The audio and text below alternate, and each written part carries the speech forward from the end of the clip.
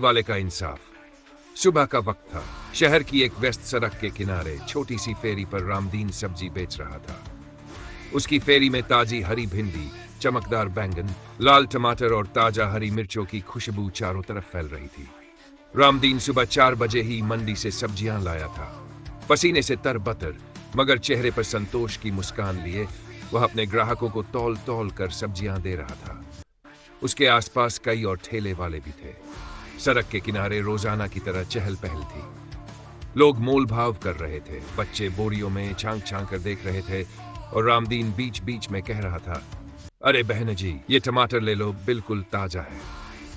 भीड़ में एक औरत थी, सीधी सादी दिखने वाली, हल्की नीली साड़ी पहने, बाल एकदम करीने से बंधे हुए। वह रामदीन से भिंडी और टमाटर ले रही थी। मुस्कुराकर बोली, थोड़ा ताजा वाला दे दो, मेरे बच्चे को बहुत पसंद है। रामदीन ने फौरन सबसे बढ़िया भिंडी चुनकर थैले में डाल दी। इसी दौरान अचानक दूर से पुलिस की सायरन की आवाज आई, टूम टूम। कुछ ही पल में एक सफेद पुलिस जीप सड़क के किनारे आकर रुकी। 4 सिपाही और एक हवलदार बाहर निकले। उनके चेहरे पर गुस्से का भाव था। चलो सब हटाओ, किसने कहा यहां सड़क पर दुकान लगाने को? हवलदार गरजा। पुलिस वालों ने बिना कुछ सुने ठेले वालों को धक्का मारना शुरू कर दिया। कई ठेले पलट दिए गए, सब्जियां सड़क पर बिखर गई। लोग डर के मारे भागने लगे। रामदीन घबराकर अपने ठेले को पकड़कर खड़ा हो गया। साहब 2 घड़ी दे दो, मैं सामान समेट लूं, बस यही रोजी रोटी है मेरी।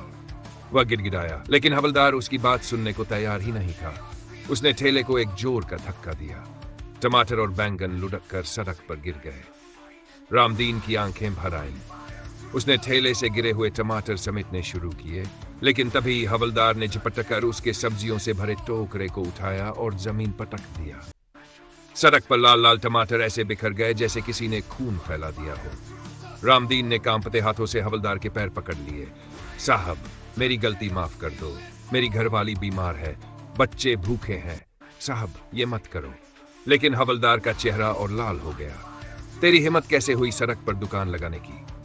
और उसने रामदीन के गाल पर एक जोरदार तमाचा मार दिया। भीड़ में खड़ी वही नीली साड़ी वाली महिला आगे बढ़ी।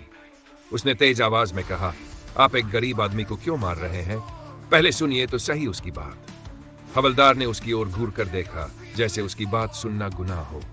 तू बीच में क्यों बोल रही है? जा अपना काम कर। महिला ने बिना डरे कहा, मैं इस शहर की नागरिक हूं और मुझे हक है कि मैं अन्याय के खिलाफ बोलूं। आपने इस आदमी का माल बर्बाद कर दिया, अब मार भी रहे हैं, ये सही नहीं है। हवलदार का गुस्सा अब चरम पर था। उसने एक पल में कदम बढ़ाया और महिला के गाल पर जोर से थप्पड़ जड़ दिया। भीड़ में सन्नाटा छा गया। किसी की हिम्मत नहीं हुई कुछ कहने की। लेकिन तभी उस महिला ने धीरे धीरे अपनी साड़ी का पल्लू संभाला, जेब से एक चमकता हुआ आइडेंटिटी कार्ड निकाला और हवा में लहराते हुए बोली, तुमने आज अपनी हद पार कर दी हवलदार। मैं आराधना सिंह, इस शहर की नई नियुक्त IPS अधिकारी हूं। हवलदार का चेहरा पीला पड़ गया। बाकी पुलिस वाले भी सन्न रह गए। आराधना की आवाज अब पहले से भी ज्यादा ठंडी और सख्त थी। तुमने न सिर्फ गरीब लोगों को डराया, उनका माल बर्बाद किया, बल्कि एक महिला पर हाथ भी उठाया, और वो भी जनता के सामने। वह भीड़ की तरफ मुड़ी। आज यहीं आप सबके सामने मैं इस इंसान को सजा दूंगी, ताकि अगली बार ये गरीबों पर हाथ डालने से पहले 100 बार सोचे।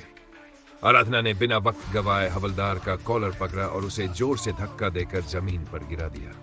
भीड़ से किसी ने मोबाइल निकालकर वीडियो बनाना शुरू कर दिया। हवलदार उठने की कोशिश कर ही रहा था कि आराधना ने उसके गाल पर एक के बाद एक 3 थप्पड़ मारे। ये गरीबों के लिए है। हर थप्पड़ के साथ उसकी आवाज गूंज रही थी। फिर उसने उसके हाथ से लाठी छीनी और कहा, ये लाठी जनता की सुरक्षा के लिए है, न कि उन्हें डराने के लिए। आराधना ने तुरंत अपने मोबाइल से पुलिस हेडक्वार्टर को कॉल किया। कांस्टेबल सुरेंद्र, तुरंत यहाँ की फोर्स बदलो और इस हवलदार को सस्पेंड करने के आदेश जारी करो। मामला दर्ज किया जाएगा। महिला पर हमला, सरकारी पद का दुरुपयोग और गरीबों पर अत्याचार। कुछ ही देर में एक दूसरी पुलिस टीम आ गई। हवलदार को हथकड़ी लगाकर जीप में बिठा लिया गया। भीड़ में लोग ताली बजाने लगे।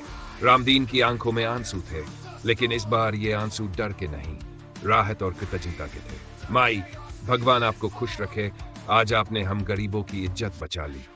आराधना मुस्कुराई और बोली, रामदीन, कानून सबके लिए बराबर है, लेकिन जो लोग गरीब और कमजोर पर हाथ उठाते हैं उन्हें यह समझना होगा कि अब डरने का वक्त उनका है, तुम्हारा नहीं। भीड़ में खड़े लोग एक दूसरे से कहने लगे, अब ऐसे अफसर मिले तो सच में इस शहर का चेहरा बदल जाएगा। आराधना ने जाते जाते आदेश दिया कि सड़क पर दुकान लगाने के लिए एक वैकल्पिक जगह तय की जाए ताकि गरीब लोग रोजी रोटी कमा सकें और ट्रैफिक भी बाधित न हो। उस दिन से उस सड़क पर कोई पुलिस वाला बिना वजह गरीबों को तंग करने की हिम्मत नहीं करता था। और लोग जब भी रामदीन के ठेले से सब्जी खरीदते गर्व से कहते, यही वो ठेला है जिसके पास से एक आईपीएस अधिकारी ने इंसाफ की शुरुआत की थी।